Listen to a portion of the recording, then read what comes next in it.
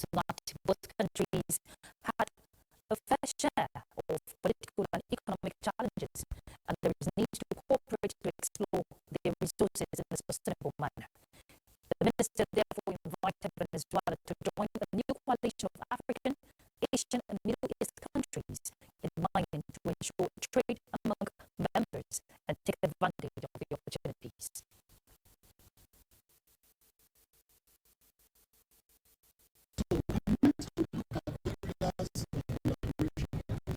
So that to concretize it, we must study what we require that you know that we have, what we require that we don't and then we can just change and then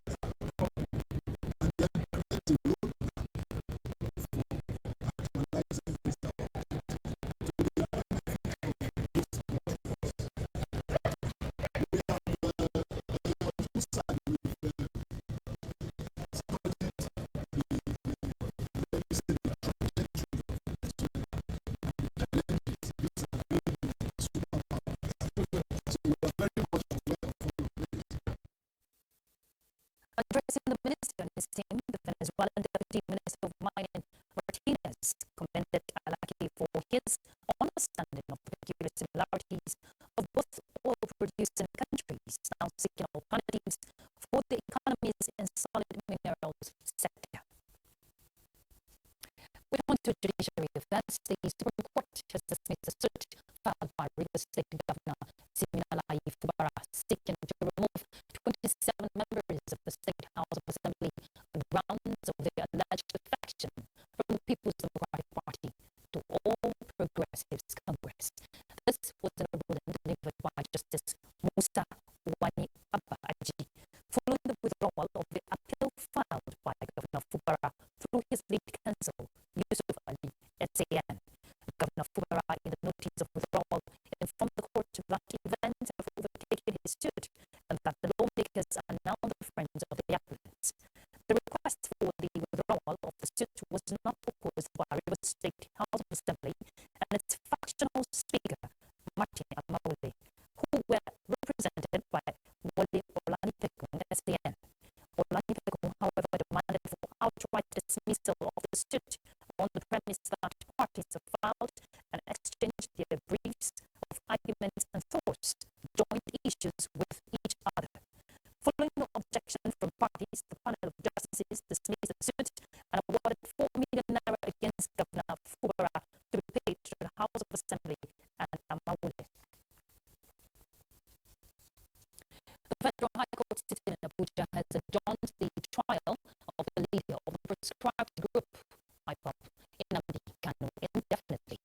At the resumed trial, prosecuting counsel Adeboyega Awomolo SAN informed the court that they are ready for the trial, but defense counsel Aloy Ejimako objected on the grounds that the judge had already recused herself from the trial. Justice Binta Nyako informed parties that the chief judge of the High Court has not approved her recusal, but if the defense want her to step aside, they should apply to the court formally. Nnamdi Kanu, who asked his counsel to step down from representing him and took over the case himself, arguing that he would not apply. Rather, it is the court that should appeal the court order citing the recusal of the presiding judge over his case. Kanu, who argued that a memo from the chief judge cannot override court order, alleged Justice Nyako of being biased against him, and as such, she cannot preside over the matter. Due to the melodrama between the prosecution counsel and Kanu, Justice Nyako adjourned the case indefinitely. Let that before a new judge to try it well after a trial.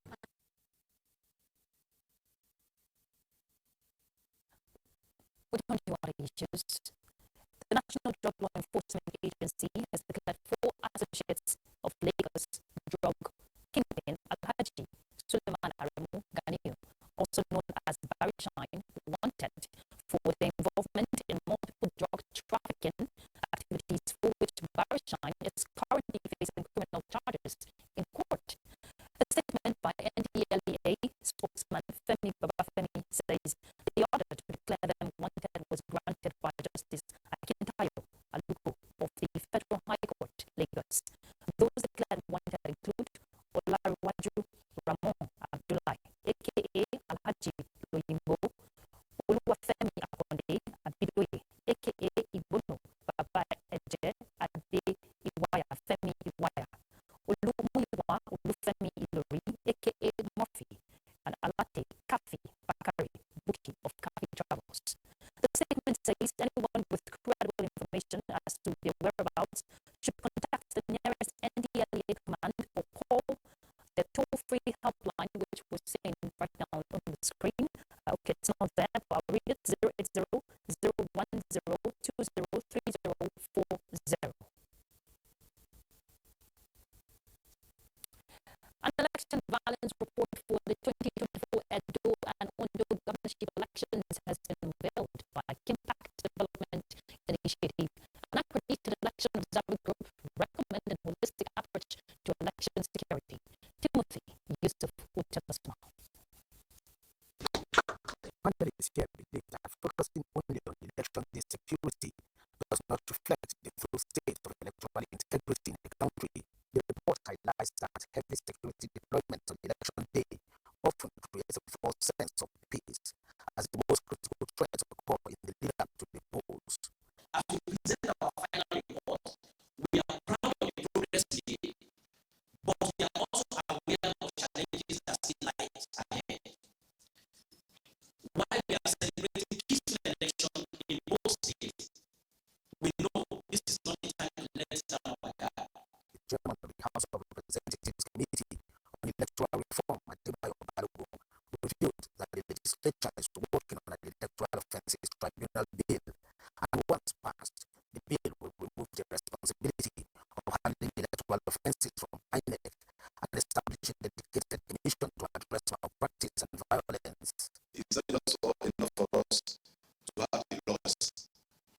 It is for us to be ready to follow the rules and to ensure that yes, we all do the right thing. Speakers called on relevant authorities to come up with reforms that will create a level playing field and ensure free, fair, and credible elections in Nigeria. Timothy Yusuf, NTA News. Free and compulsory basic education for all children is one of the main provisions of the Nigerian Child Rights Act. Now, the act, which was domesticated by Edo State in 2007, also protects children from abuse, child labor, and violence. In this report, Jude Abubu takes a look at the implementation of this act in the state. Nigerian Child Rights Act of 2003 was domesticated in Edo State with the conviction that it will improve the lives and well-being of children, promote their rights in many areas, including education, health, and family life. However, the common sight of children hawking and begging for arms during school hours raises concerns about the effective implementation of Child Rights Act.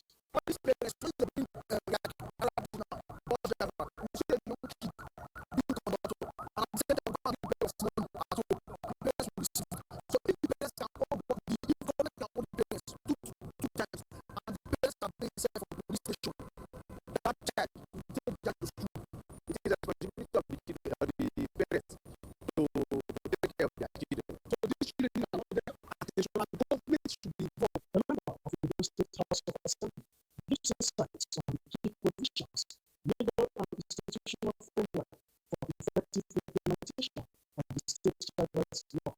Provisions for refinement across the state is not by far more than what it used to be before the activation of the child rights law. It is believed that effective implementation of the Act will help to curb child neglect and other societal ills against the Nigerian child. In Benin, Jude Abubu, NTA News. And still staying in Benin, we join you from Okafo, who's standing by to give us more insight as to the implementation of the Child Rights Act in the state. If I'm rather, is the implementation really have an effect in the state?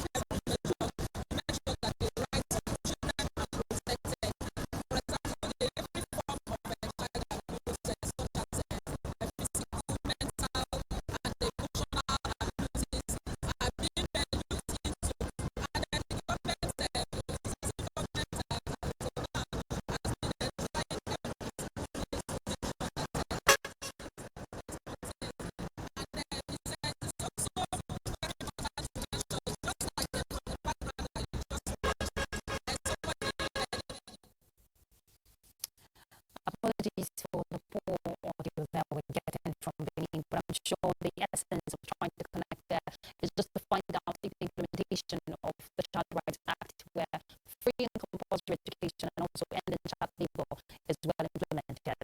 We turn to other issues. The Minister of Women Affairs, Iman Suleiman Ibrahim, has revealed. Okay, we'll take the Minister of Women Affairs much later. Let's take this one now.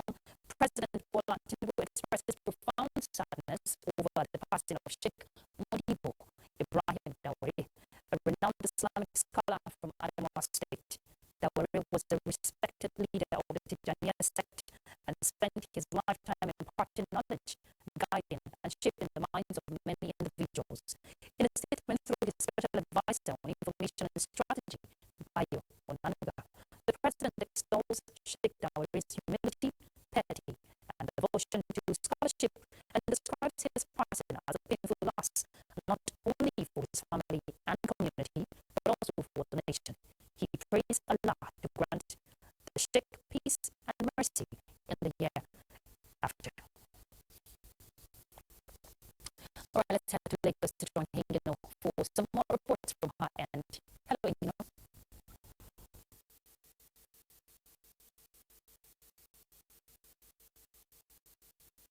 Thank you, Ruth. In an attempt to address the challenges caused by health workforce migration, President Bola Tinubu recently approved extension of retirement age for doctors and health workers from 60 to 65 years. This is part of his commitment to prioritizing and improving the nation's health sector. Abuja reports that many say the policy will make great impact on the sector. The recent extension of retirement age for doctors and health workers by President Bola Tinubu is aimed at addressing the shortage of medical personnel in Nigeria, and many believe it is a crucial development. It will help the industry to grow more, mostly to retain the advanced people when it comes to training. If my dad is a doctor and he is still serving the nation and instead of just staying out and not working, I think it's a nice opinion, it's a nice move. Physicians across the Federation say the approval of the increase in the retirement age for doctors and health workers is a step in the right direction, as it will help address the medical personnel gap in the country and bring drain. With the increase in retirement age to 65, it is going to address some of the problems of understaffing, because it means that the doctors who are supposed to leave the service will now have a few more years to put in. Some people may decide to relocate from overseas to Nigeria and then they join the civil service at a much later age. Because they are staying back for like 5 years in the system, it's going to help the continuation of healthcare provision to the general public, and it's also going to serve as a mentoring for the younger professionals that are coming up into the sector. Medical experts believe the move will have positive impact in improving the country's health sector. In Lagos, Adejoke Odeka, NTA News. And away from health now, abuse of data and other unwholesome methods used by online loan companies to recover debt have become a cause for concern, with recent breach of data by a loan app that posted pictures of defaulters on social media. Joel Kupola reports that Lagos residents urged relevant authorities to once again clamp down on these loan sharks to curtail their nefarious activities. One of my colleagues that borrowed money and they have to tell me that if I don't tell my colleague to pay, that me, I'm going to die. Me that don't know anything about the money, I'm going to die. I'm like, this is not right. It's not actually right. For instance, a fresh graduate who is working as a freelancer narrating our deal with an online loan app that threatened her life for a transaction she knew nothing about. Her case is not different from the experiences of many Lagos residents whose privacy have been breached by these companies, who usually launch online smear campaigns, threats, and cyberbullying to get their money. Also been embarrassed in the past before when somebody went to take a loan from them and put my account details. Now they don't call you to ask you, they don't call you to know whether you sanctioned the loan or not. I'm not a guarantor. So why they calling me to say this person has not paid them or refunded their loan and the person has my name as one of the contacts. I think it's embarrassing. Respondents believe Nigerians who are in the habit of defaulting on agreements should also be mindful of the consequences of their actions. When you take loan and you change your address, they are calling you don't pay. You don't know that they have no means of recovery. So that is the only means we feel that when they embarrass you, you pay. The Nigerian Data Protection Commission says it is on top of the situation.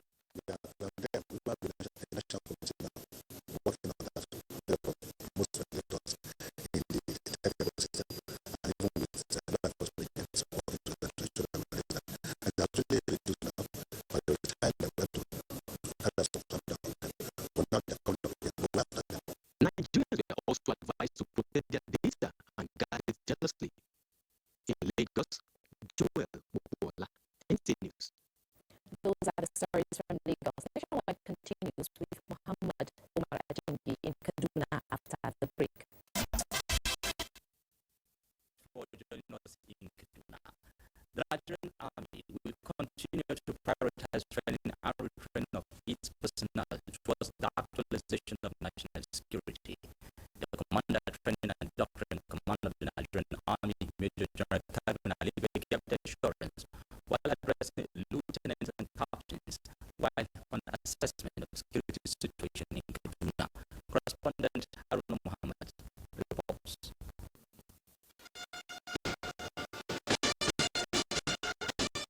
The journey of 1,000 miles begins with a step.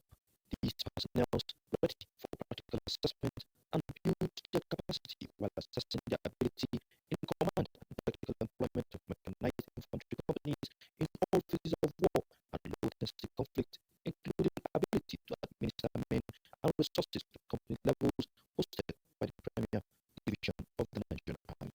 It marks the very first of your army headquarters level career assessment to determine your progress in the army, as well as your future deployments and engagements.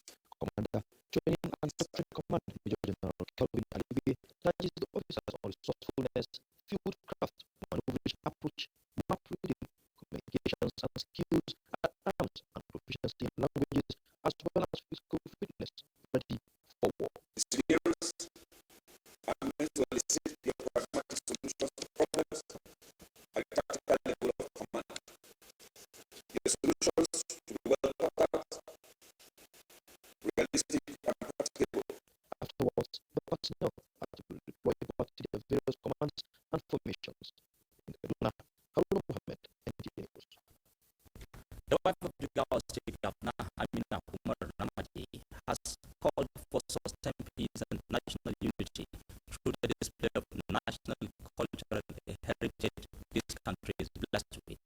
She was speaking at a cultural carnival organized by the National Youth Service Corps members at the NYSC orientation camp in South Induce, Gao State. Muhammad Musa Askira reports. Hajia Amina Umar Namadi was at the NYSC orientation camp at Faniso into the State capital to grace the cultural carnival organized by the NYSC 2024 batch season 2 members. The elegant cultural display by various platoon members of the NYSC depicted rich cultural endowments of Nigerian societies to the admiration of the spectators. The wife of the governor, Hajia Amina Umar Namadi, who congratulates the corps members for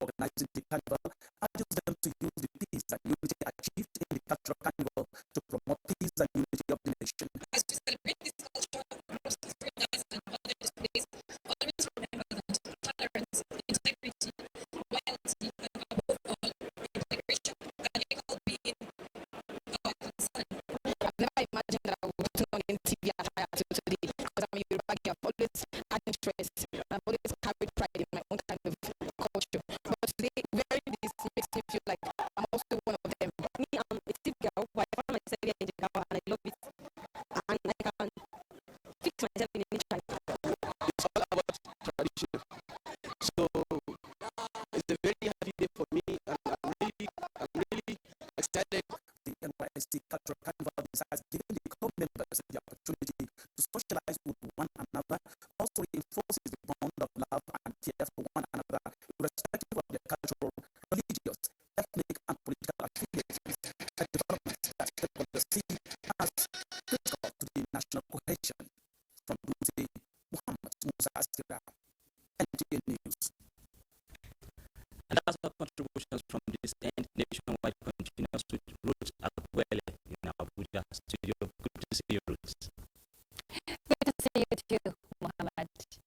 Members of the disability community in Nigeria converged on Abuja to analyze documents to be presented at the forthcoming Global Disability Summit in Germany to align with Nigeria's action plans for persons with disabilities.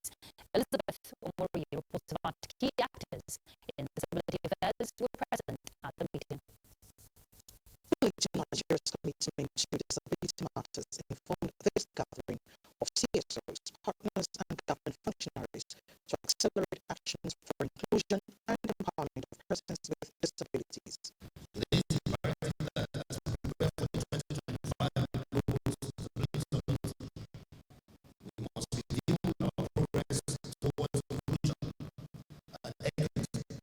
Executive Secretary, National Commission for Persons with Disabilities, hinted that Nigeria's participation will attract investment in the production and distribution of disability-related goods and services. Our country has also made good progress on many of the other GDS commitments, especially in such areas as development of policies and work to drive disability inclusion education, disability inclusive social protection. We are taking deliberate steps to entrench disability rights in Nigeria's development framework. There is a need for us to have one voice that resonates in the conference and speak to specific issues. The global meeting is expected to provide opportunity for strategic partnerships and open new vistas for inclusion. Elizabeth Omori, NTA. Obviously, government has flagged off the reconstruction of the Igbo River Bridge. Now, the bridge constructed since the colonial era has been a death trap and brought hardship to residents due to its narrow and deteriorating condition. Informa into Okoye reports. Inauguration ceremony was held at the bridge site where Governor Alex Oti stressed the significance of the bridge, emphasizing that the project will be completed in 9 months and assured the people that every project embarked upon by his administration is adequately funded before commencement. This project is supposed to be a federal project. One thing that is clear is that before we start any project, we already have plans to fund that project. So you can be sure that because we have planned on this project in 9 months, we will come here to commission it. On the two requests that you made, I'm going to call the Honorable Commissioner for Health to start making arrangements to set up a primary health care center in this community. We have already scoped the ring road. I had in the last 3 weeks instructed the Honorable Commissioner to procure the road and award them to 2 contractors. Members of the community were thanking Governor Oti for his developmental strides, noted that the bridge represents a lifeline connecting them to essential services, schools, and economic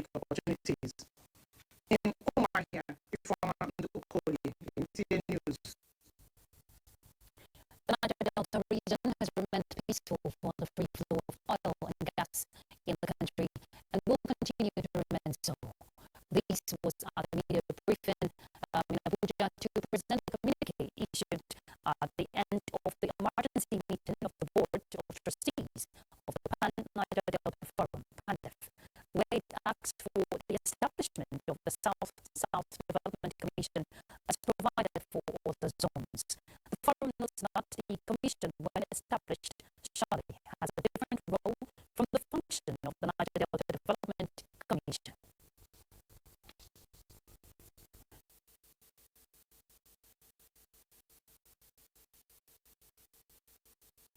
The Niger Delta Development Commission (NDDC) was established by law in the year 2000 to mitigate specific issues targeting oil mineral producing communities and to create an enabling environment for heat-free oil and gas activities in the host community. Hence, the NDDC has its own specific funding formula and modus operandi.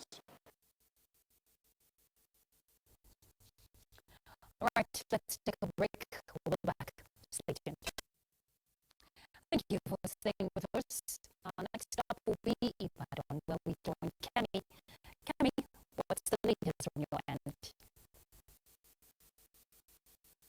Thank you, Ruth. You're welcome to Ibadan.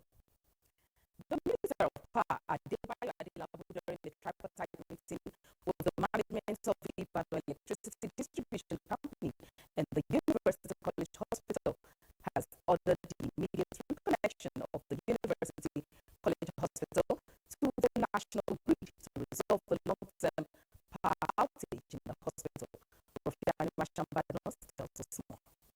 Lights seem to be appearing at the end of the tunnel from University College Hospital, UCH, community, with the intervention of the Minister of Power, who was on ground to interact with stakeholders in ways to resolve the long-term power issues.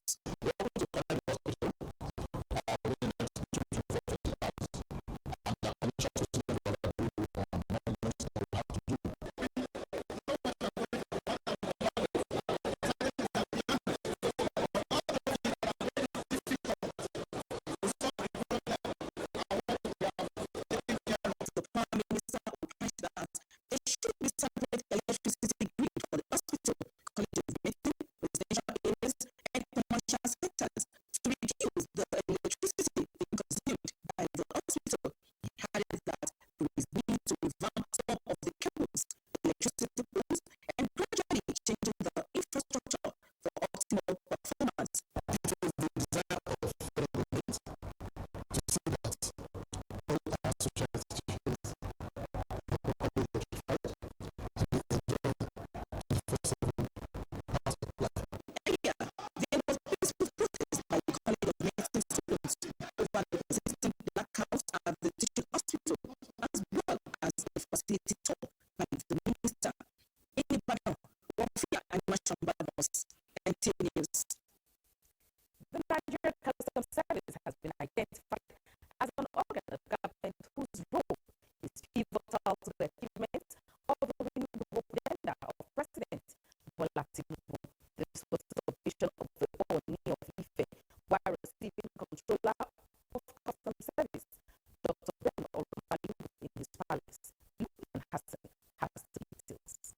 Describing the guiding stride of the Oshu command of the Customs Service in terms of revenue generation, Oni of Ife, Oba Adeyeye, Ubusi, and Abuja of Budakeke of Padisha Lola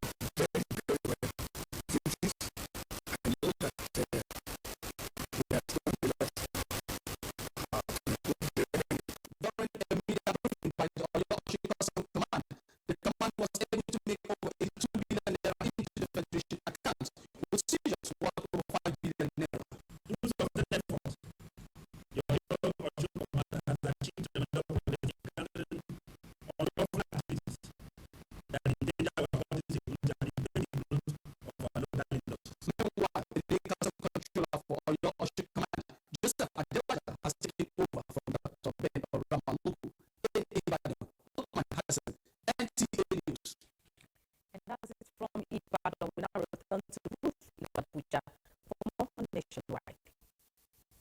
Thank you very much, Kemi.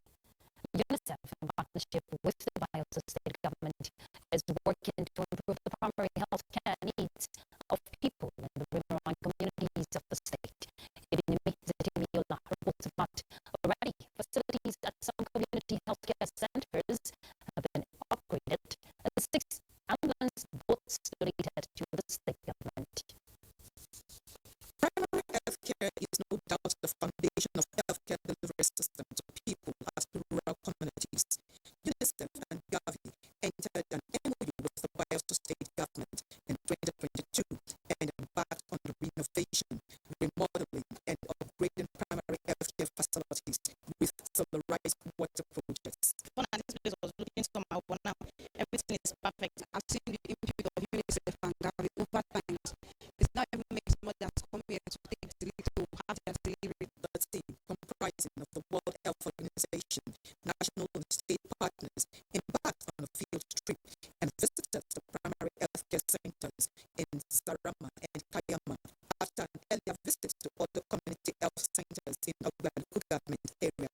At all the centers visited, a charge was given to the benefit in communities and government to take ownership and maintain the facilities for the benefit of humanity. For the past 3 years, we worked with the Bayelsa State government along with other partners to implement the Gavi funded PAC MOU. And then we are rounding up, and then at the verge of handing over to the state government. A lot of us have also supported recruitment of healthcare providers, which hitherto before now were not available in those facilities.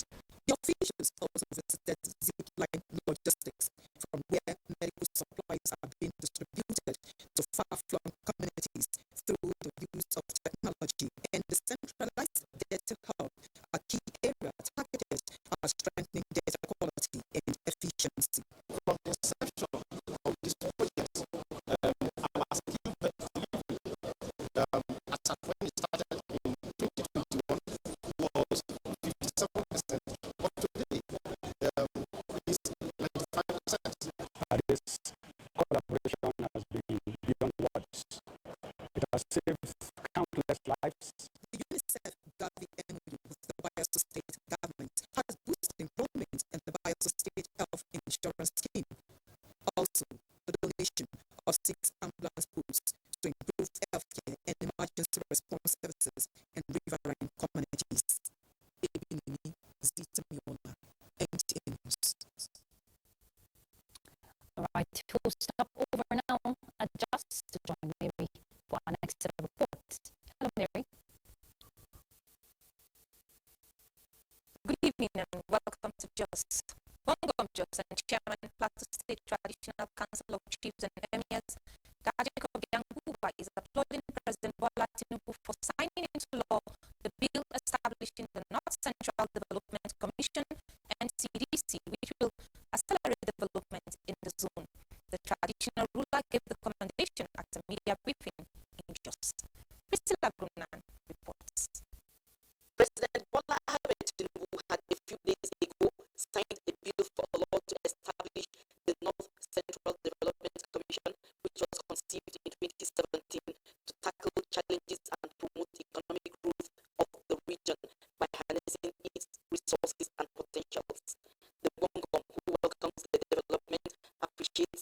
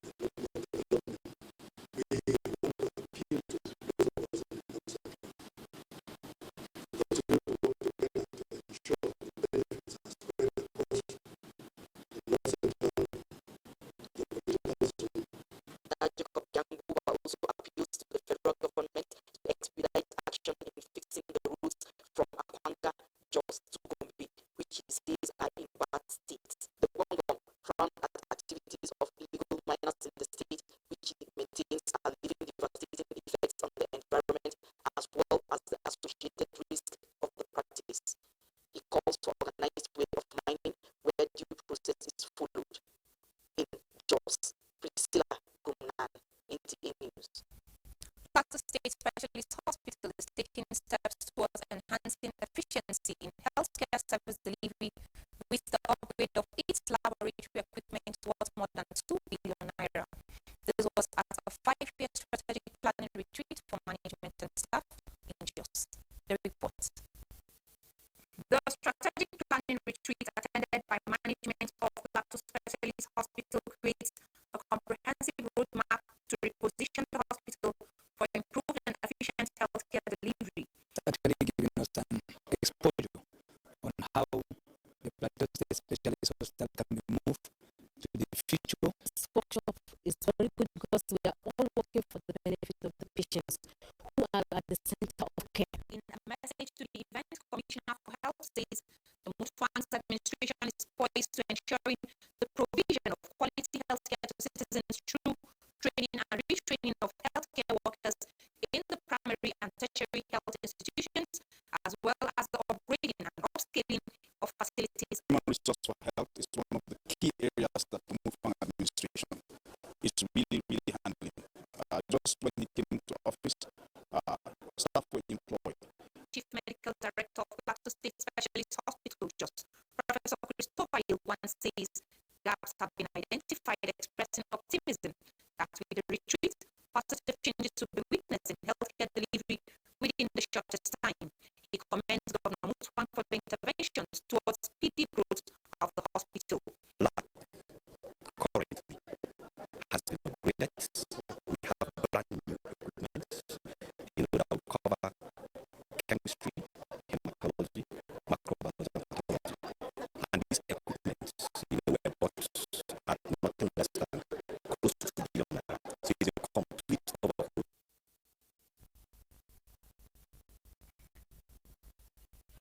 And that's our contribution from Just Ruth, still standing by in Abuja studio. Good evening. Thank you, Mary. The National Council on Climate Change Secretariat has concluded its 2 weeks technical visit with a crucial stop at the forest reserves in Abuja State.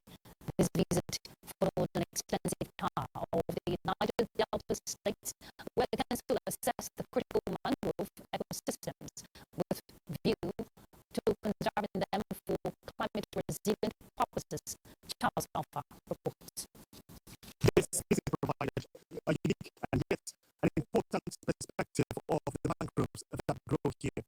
The wetland, a combination of mangroves and the inland forest reserve, play a crucial role in carbon sequestration and climate resilience.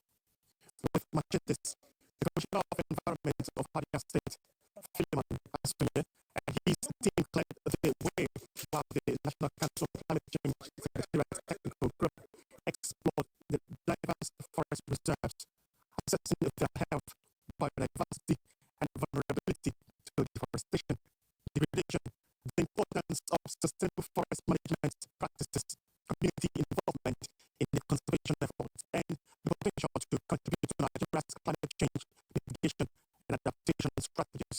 You know, the importance of wetlands to protect biodiversity. So you're not just talking about carbon capture and storage, you're also talking about enhancing the country's biodiversity. And it's such a beauty. This is the first wetland I believe that we've been able to put our feet on. That's in the second journey. So it's something that is very important. With your initiative, now this place will be reprogrammed for both government and community economic use. You can see that the people will not have a option but to protect and make sure that we get the best out of the forest. The government of this day is now ready to put this stuff into the use for the originally meant for. This assessment underscores the urgency of addressing climate change and the importance of collaborative efforts. Throughout the journey, the National Council on Climate Change Secretariat team engaged with local communities, government officials, and environmental experts. Charles Alpha, NTA News. The Minister of Women Affairs, Iman Suleiman Ibrahim, has revealed the ministry's set target of empowering 10 million women economically by the year 2030. 2027, in line with President Bola Tinubu's vision of $1 trillion economy. The minister made the revelation while taking stock of achievements in just 100 days and projecting for a robust economic transformation of Nigeria in the years ahead. Ngozi Teknikyo reports. Acknowledging the role of women in driving economic transformation in formal and informal sectors, the minister Iman Suleiman said a decisive step towards implementing the World Bank-supported Nigeria for Women Scale-up project has commenced. She added that the first phase of MOA Sarah Accelerated Skills Acquisition in collaboration with Women Bank, which aimed at training 500,000 women in vocational skills and business entrepreneurship, is currently ongoing in Kano State with the training of 2,500 women. The ministry is working on setting up a national microfinance framework for women entrepreneurs. This initiative aims to bridge the financing gap for women, ensuring they have affordable credit, investment opportunities, gender responsive financial services to grow their businesses, and contribute more effectively to national development.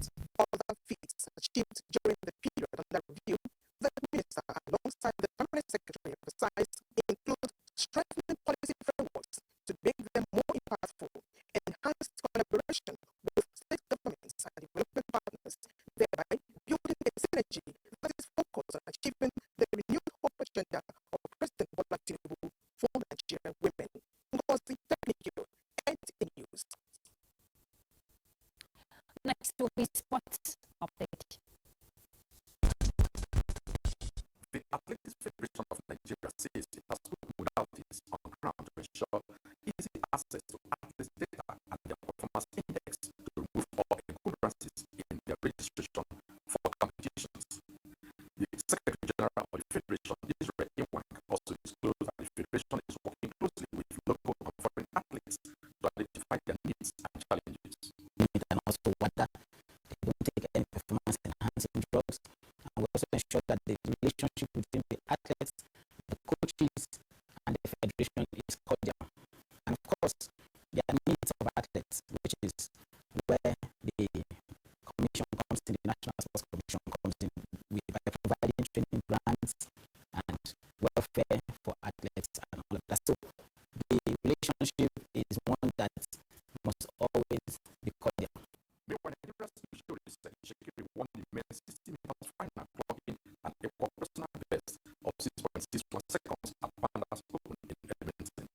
He defeated Canada's Malachi Murray, who ran 6.65 seconds, and Raymond English, who finished top in 6.70 seconds. Finally, in boxing, former world title challenger Dillian White will fight Joe Joyce, an Olympic silver medalist in a heavyweight contest on the 5th of April 2025. Olympian Delicious Story will make his professional debut, and former cruiserweight world champion Lawrence Okoli will take on Richard Riakpo, who also moves into the heavyweight category. I am Austin Ejemodu, NTA News. And that concludes Nationwide. Thank you.